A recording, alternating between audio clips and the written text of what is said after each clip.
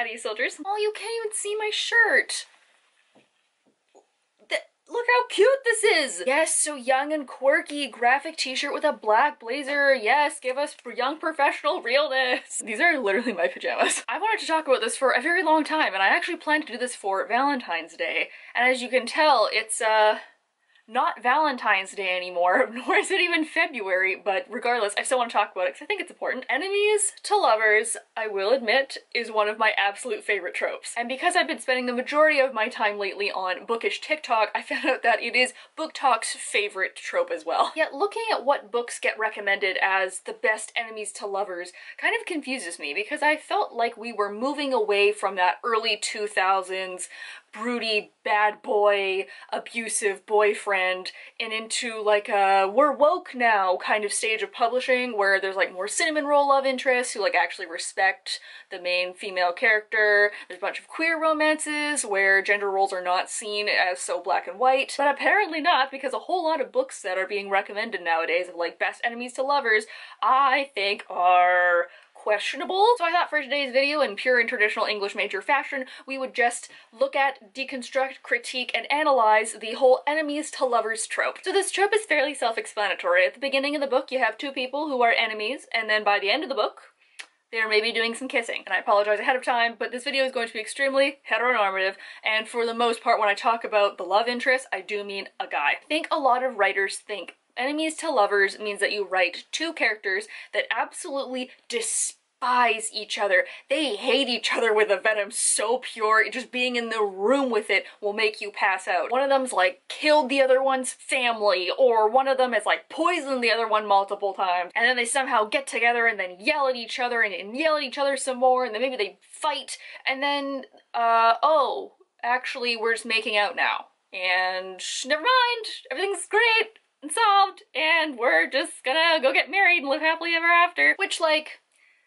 no. Like, I'm an English student, but even to me, this math is not adding up. I also apologize if you can hear some cars or motorcycles or whatever the heck they are zooming by in the background, but it's freaking hot in here, so I had to open my window, and I'm deeply regretting that decision at this current moment. Sir, why are you trying to drag race? It's like 4 in the afternoon. Get a hobby. And as someone who has read a lot of books, as you can see, I find the majority of these enemies to lovers usually take place in either rom-coms or paranormal fantasy novels. And we shall take both of those topics out of the umbrella topic and talk about them equally. So I find if it's like a paranormal fantasy, the love interest is usually some kind of rogue or warrior, or he's some kind of paranormal creature, and maybe he's very animalistic, or maybe he never was human, he's like a fallen angel or a demon or something, or he's very aggressive because he's a werewolf or a snake or something else in his spare time. And if it's a cute contemporary rom-com, the enemy is usually either the high school bully or like the son of another feuding family.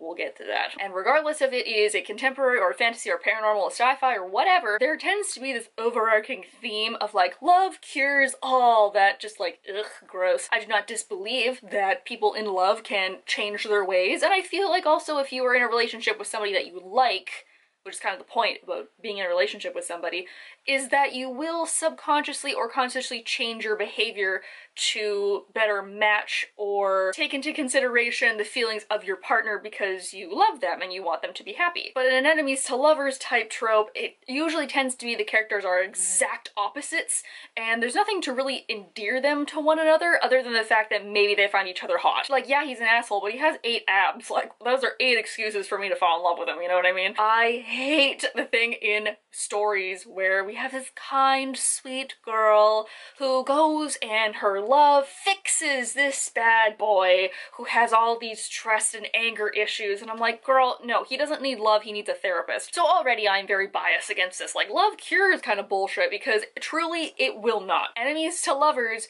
is not about two characters yelling at each other and then making out. It is not supposed to be about someone bullying the other person into a romantic relationship. It is not about being cruel to that other person, and it is not about physical abuse. Enemies to lovers is not so physical, I think, as people think it means. Enemies to lovers means tension. Tension is made through usually misunderstandings or past hurts or even odd or wrong connections at the time or place in which your story takes place. It should be a gradual switch from enemies to lovers. It should not be two people yelling and then kissing and then yelling and then kissing and then yelling and then kissing. That's not healthy at all. And truly to me, that type of story is so boring because I know exactly the ups and downs of what's going to happen. I want the slow build tension of people slowly figuring out something else about the other person. Oh, maybe there's a bit of empathy. Oh, maybe we find out a dark secret that we can actually sympathize with. Maybe the person you thought was all bad maybe isn't so bad at all, and oh, maybe we can find a connection in here with somebody we didn't think we could find a connection with. Oh, that's that good shit. So now I want to go over a list of what I believe are the best enemies to lovers books. And we'll start with a classic. Not only is this a fantastic book, and I am on a Leigh Bardugo kick lately, but Six of Crows has the wonderful enemies to lovers relationship that is Nina and Matthias. Nina and Matthias work so well because they are two people on very opposite ends of the spectrum. Matthias is a witch hunter, Nina's a witch. Him wanting to kill her is not a solid base for friendship, but they end up being the only two survivors of a shipwreck, and they know that the only way to survive is to rely on the other person. So even though they hate each other on principle, the fact that they spend so much time together and are relying on somebody for something so important slowly makes them open up and we realize that the other one isn't as bad as they thought they were. Oh, Matthias, my little grump, I love him. He eventually starts to understand his enemy better as Nina warms up to him, and Nina gets to understand maybe some hatred towards her kind, and the tension reaches an ultimate peak when eventually there's an opportunity to turn Nina in and Matthias does not take it. And that is a big switch of character that just perfectly it's so good. It's so good. The second book I want to talk about does tension extraordinarily well in all aspects, but particularly in the enemies to lovers camp, tent, area, pitch, enemies to lovers plotline.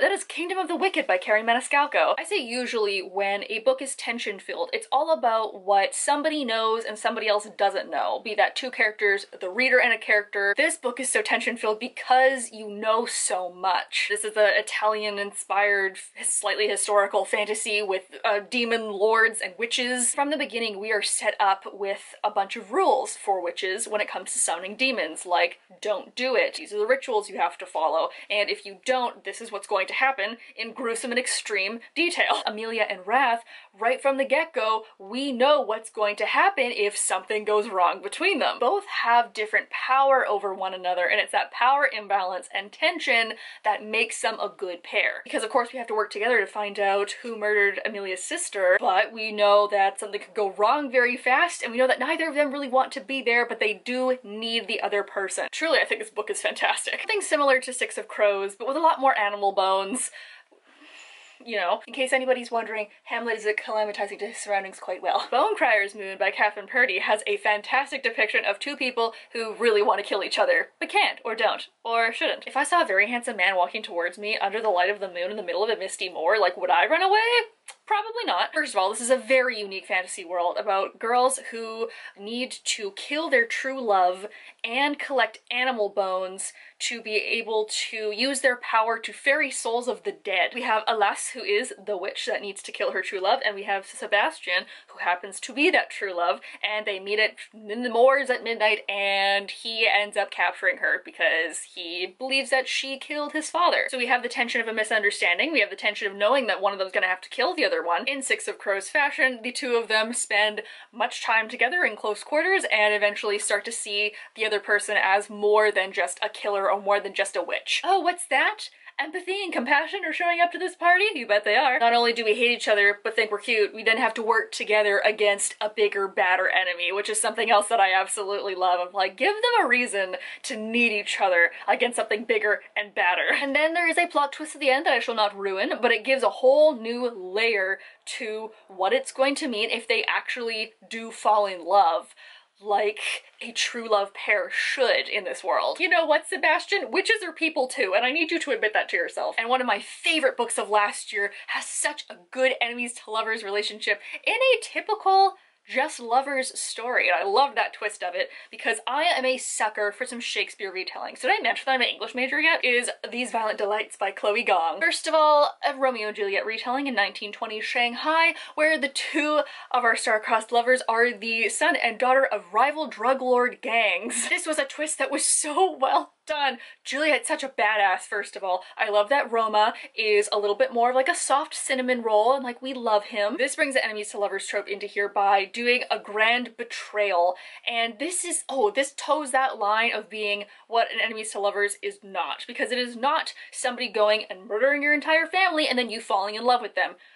You need to see a therapist for that. And not to spoil it entirely, but this sure toes that line. I mean, the gangsters, I'm sure you can put two and two together. So we have cycles of revenge, but also of broken trust and lost friendship from when they were younger. Now they're meeting again, misunderstandings, tension between families, each of them knowing they want to hold on to that grudge against the other one because they know that it's important to them and their families, but slowly kind of letting that go and letting more of their past true self in. I will not shut up about this book and I will not stop recommending it. And funny enough, I'm currently in a Shakespeare class where we're studying Romeo and Juliet, so you can bet every one of my classmates is getting a link to this. Lastly, this one is more of the antagonists to lovers type of book, but it was so good it deserves a spot in the big leagues, and that is Where Dreams Descend by Janella Annulus. First of all, magic circuses.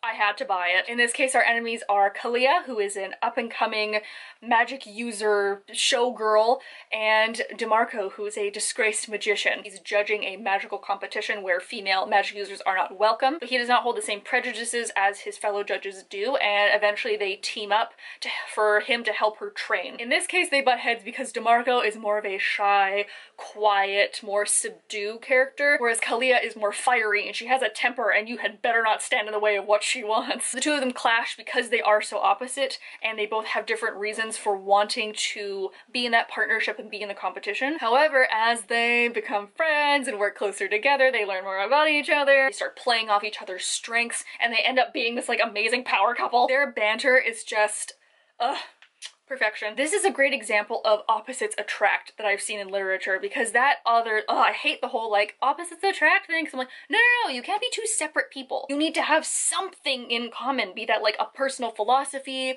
or like a way that you live your life or a religion or just like something. You can't just be two completely different people and think each other are attractive. Like, it doesn't matter how hot that other person is. You're not gonna have anything to talk about. So there is my list of some enemies to lovers. Please leave yours down below if you happen to have some good ones. I know I've talked about this in other videos, specifically about books having red flags and like romance books, just romanticizing abuse, which is not okay. I'm really tired of these like cocky bad boy love interests who like truly destroy the lives of the protagonist and then are like, oh, I was just like going through something. Sorry, here are my abs. And then we're supposed to be like, oh my god, he's like so romantic. You know, I'm over it. And there has been people out there before that have critiqued me saying like, well, it's just fantasy and like it doesn't really matter. And like, sure, of course, you can write whatever the heck you want. I'm just saying that there is a way to do that without it romanticizing abuse or playing into harmful stereotypes. Well, I guess the good thing about wearing a pajama shirt is I can literally just take this blazer off and like roll into bed. The full face of makeup on. So I actually got dressed up today because I have a virtual book club tonight, the day that I'm filming this. So that's just a look into the wild and exciting life that I lead. You know where to click to like the video, you know where to click to subscribe. I hope you guys are all having a nice day wherever you are, and I will see you all next week. Bye!